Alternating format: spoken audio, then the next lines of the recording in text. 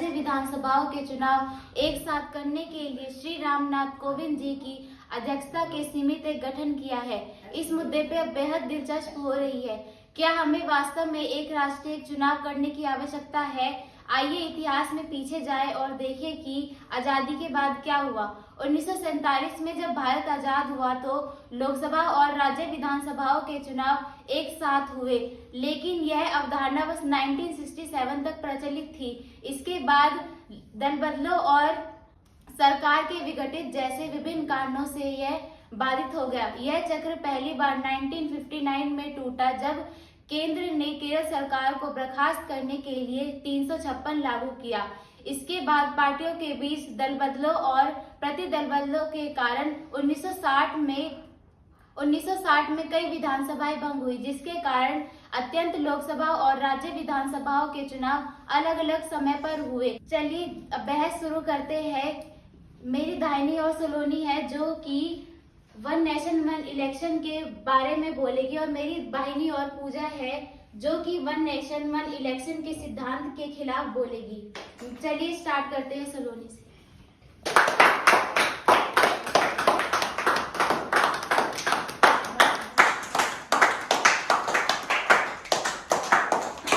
मुझे इस बहस में मौका मिलने के लिए मैं सभी का धन्यवाद करती हूँ। मेरा सुविचारित राय है कि हमारे देश में 5 साल में एक बार चुनाव किए जाने चाहिए। हाँ, मुझे भी पता है कि समाधान तो कठिन है, लेकिन इससे होने वाले नुकसान से कहीं ज्यादा लाभ अधिक होंगे। और मैं अब आपका ध्यान आदि मानव काल की तरफ ले जाना चाहती हूँ। आप बताइए मुझे कि उस टाइम उनका व्यवसाय क्या था। सोचिए, निसंदेह शिकार करना, भोजन केंद्रित करना, इकट्ठा करना, बस। क्योंकि उस टाइम ना ही उनके पास कोई साधन था, ना ही उस टाइम किसी की खोज हुई थी। वो सिर्फ पूरा दिन भोजन को ढूंढने में अपना समय बिताते थे।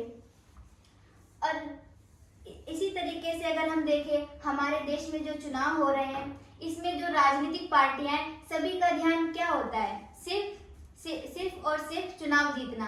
वो अपने पूरी एनर्जी, पूरा धन और जो भी संसाधन है सभी इलेक्शन जीतने के लिए लगा देती है, जिसकी वजह से लागत में बढ़ोतरी होती है और उनका पूरा टाइम उसमें ही स्पेंड हो जाता है। और वो जो हमारे देश के नीतिगत निर्णय वो नहीं ले पाते, उनको अच्छे तरीके से लागू नहीं करते और ना ही उस पर ज्यादा ध्यान दे पाते हैं। अगर हम देखें कि प्रधानमंत्री से लेकर के केंद्रीय मंत्रियों तक, मुख्यमंत्री से लेकर के मंत्रियों तक, संसद, कार्यपालिका, विधायिका या फिर हमारे पंचायत सदस्य, सभी के सभी हर कोई चुनाव में गहराई से शामिल होता है, क्योंकि कोई भी हारना नहीं चाहता। सभी सिर्फ जीतना चाहते हैं।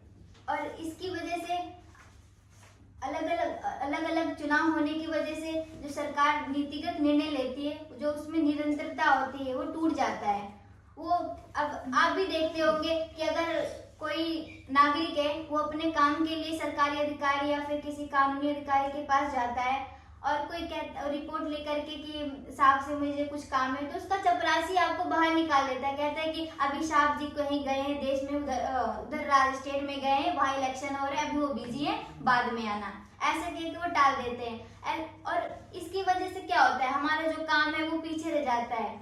बहुत टाइम स्पेंड, मतलब बहुत देरी हो जाती है। और बार बार चुनाव कराने से जो केंद्रीय राज्य सरकार, यहाँ तक कि स्थानीय सरकार भी, स्थानीय निकाय भी अपना नीतिगत निर्णय लेने में देरी करती है। और अब आपको एक और चीज पे ध्यान केंद्रित करवाना चाहती हूँ। जैसा कि आप देखते हैं कि हम जनरली क्या करते हैं, भोजन, अपने जो घर का किराने का सामान है, उसे हम एक बार में ही 1 महीने तक का राशन ला करके इकट्ठा कर लेते हैं। ऐसा तो नहीं है कि हम रोज दाल के लिए जाते हो मंडी या बाजार या फिर कुछ भी खरीदते हो। मंडी दाल हो गया, चीनी हो गई, चावल हो गया, हम उनको पहले से 1 महीने तक के लिए स्टोर करके रखते हैं, ताकि हमें जब भी जरूरत हो हम उसका यूज कर सके और इतनी हमें रोज रोज जाना ना पड़े। इससे क्या होता है कि हमारी एनर्जी बचती है, धन बचता है और जो टाइम है वो भी बहुत कम खर्च होता है।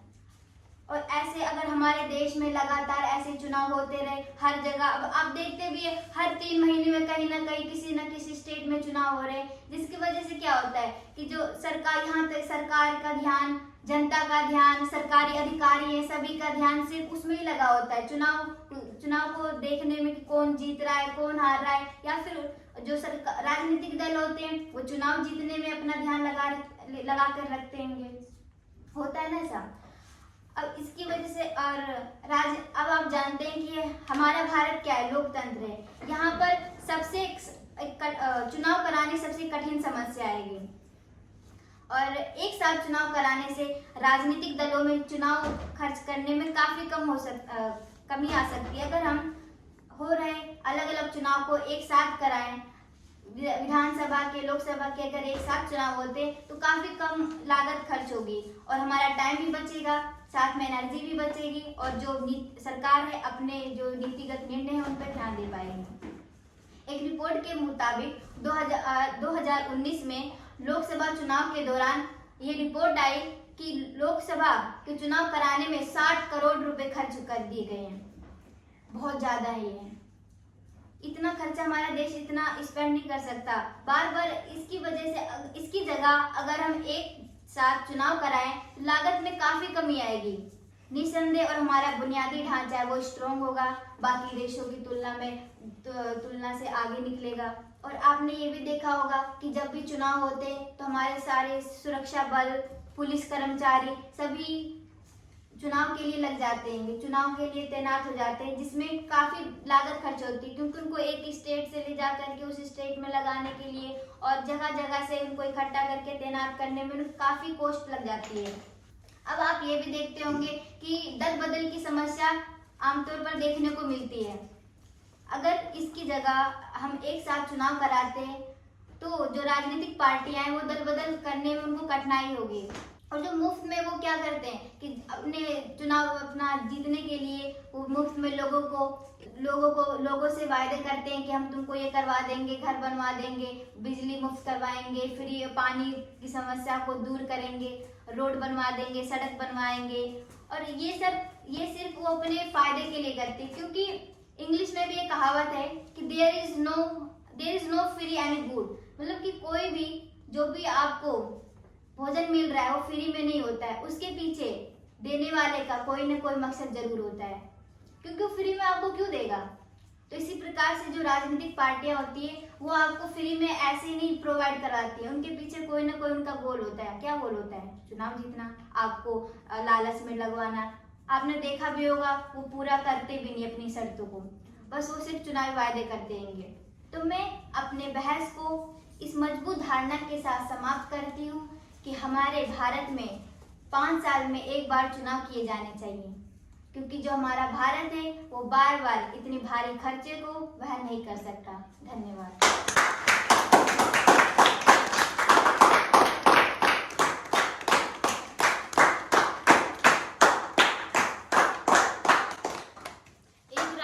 एक चुनाव के पक्ष में अपने जोरदार तर्कों के लिए धन्यवाद सलोनी। अब मैं पूजा पर आती हूँ। यदि भारत में बार बार चुनाव होते रहेंगे तो आप भारी खर्चों और नीतिगत में जो बार बार रुकावटें आती है आप उनसे कैसे बचाव करेंगी? इस अद्भुत बहस पर मुझे आमंत्रित करने के लिए मैं आपको धन्यवाद करती हूँ। भारत में चुनावों के बारे में जो हमारे बुद्धिमान वक्ता ने जो भी कहा उसके बारे में मैंने ध्यानपूर्वक सुना, लेकिन मेरा नजरिया अलग है।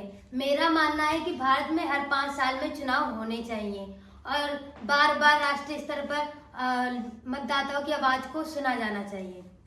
मेरे मित्र ने हमारी तुलना आदिम मनुष्य से की है, जबकि मैं उनको ये बताना चाहती हूँ कि आदिम मनुष्य से हम काफी आगे निकल चुके हैं। हमें समय के साथ बदलना चाहिए। मैं भारतीय चुनावों की तुलना ताजी सब्जियों से करती हूँ।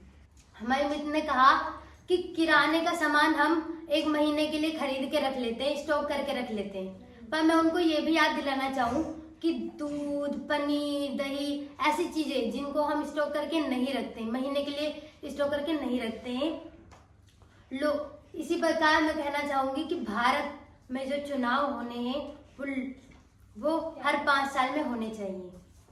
अगला मुद्दा उठता है व्यवहार्यता, प्रैक्टिकलिटी। अनुच्छेद 83 और 172 में कहा गया है कि लोकसभा और राज्य विधानसभाओं का कार्यकाल 5 साल का होगा और उन्हें 5 साल से पहले कभी भंग नहीं किया जा सकता। पर अगर स्थिति अनुच्छेद 356 की तरह विधानसभा अगर भंग हो जाए या राज्य सरकारें या केंद्र सरकार भंग हो जाती है तो क्या होगा? क्या राष्ट्रपति शासन लगेगा या होंगे दोबारा चुनाव? ये गंभीर समस्या गंभीर प्रश्न उठता है। और आगे बढ़ते हैं हम, तो हमें तार्किक चुनौतियां, लॉजिस्टिक इश्यूज, यह इलेक्ट्रॉनिक मशीन्स, जैसे अगर वन नेशन वन इलेक्शन की बात करें तो फिर हमें क्या करना होगा कि हर राज्य में एक ही समय पर एक ही टाइम पर ईवीएम मशीन्स जिनमें वोट दिया जाता है उनको प्रोवाइड करना होगा, वहां पर जो कर्मियों को और अन्य जो संसाधन है उनको उपलब्ध कराना होगा, जो कि चुनाव आयोग के लिए आसान काम नहीं हो सकता। संघवाद के विचार के विरुद्ध भारत राज्यों का संघ है, जिसका उल्लेख हमें संविधान में मिलता है। संविधान में कहा गया है कि भारत क्या है? राज्यों का संघ है। वन नेशन वन इलेक्शन विचार अनुच्छेद 1 की सामग्री का खंडन करता है, जो कि इसकी अवधारणा के विरुद्ध है। कानूनी चुनौतियां, न्यायमूर्ति BS चौहान की अध्यक्षता वाले चुनाव आयोग ने बताया है कि अगर हमें वन नेशन वन इलेक्शन चुनाव कराने हैं तो हमें संविधान में कुल 5 बदलाव करने होंगे, और ये बदलाव करना इतना आसान नहीं होगा। और यहाँ तक कि आयोग ने कम से कम 50% राज्यों की अनुसमर्थन की भी सिफारिश की है, जो कि आसान काम नहीं है हो सकता। क्षेत्रीय हितों पर ग्रहण, बार बार अगर चुनाव होते हैं तो फिर हमें ये फायदा होता है कि मतदाताओं की आवाज को सुनने की अनुमति मिलती है। बार बार जो पार्टियां होंगी वो हमारे पास आएंगी, हमें लाभ पहुंचाएंगी, हमें मतलब कई सारी चीजें उपलब्ध करवाएंगे कि हम आपको ये देंगे वो देंगे, तो ये हमारे फायदे में अनुसमर्थन का कार्य करेगी। मैं ये बताना चाहूंगी कि जब हम वोट देने के लिए जाएंगे तो अगर लोकसभा और राज्य विधानसभाओं का चुनाव अगर एक साथ होता है तो हमारा ध्यान नेशनल लेवल की ओर जाएगा, और नेशनल लेवल की ओर जाएगा तो हम नेशनल पार्टियों को वोट देंगे, हम छोटे मुद्दों को भूल जाएंगे, जो कि बहुत बड़ी कठिनाई हो सकती है। चुनाव आयोग और नीति आयोग के अनुमान ने बताया है कि जैसे अभी प्रेजेंट टाइम में चुनाव होते हैं तो उसमें प्रति मतदाता द्वारा 10 रुपए प्रति लागत मतलब लगती है, और अगर वन नेशन वन इलेक्शन होता है तो 5 रुपए प्रति मतदाता द्वारा लागत लगेगी।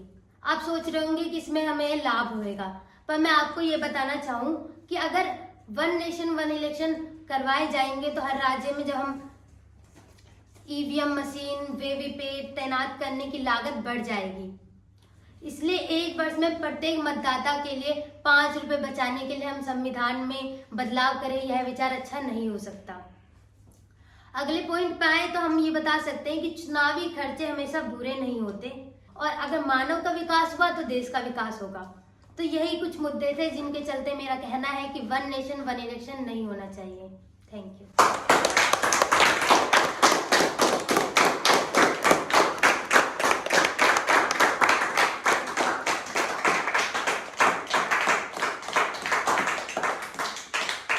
महत्वपूर्ण विषय पर आपका दृष्टिकोण रखने के लिए धन्यवाद पूजा। दोनों पक्षों में वैध तर्क और प्रतितर्क है। मुझे बस एक ही रास्ता नजर आता है कि सभी को मिलकर एक ऐसा निर्णय तय करना चाहिए कि जो देश के हित में हो। सरकार को इतनी जल्दी वन नेशन वन इलेक्शन नहीं लागू करना चाहिए। उनको मतदाताओं, विपक्षी दल के नेताओं और स्थानीय दलों से मिलना चाहिए और उसे सर्वसम्मति से एक इस राय पर पहुंचना चाहिए और उसे इसी पर छोड़ देना, भारत पर ही छोड़ देना चाहिए कि उसे वन नेशन वन इलेक्शन की आवश्यकता है या नहीं है। Thank you.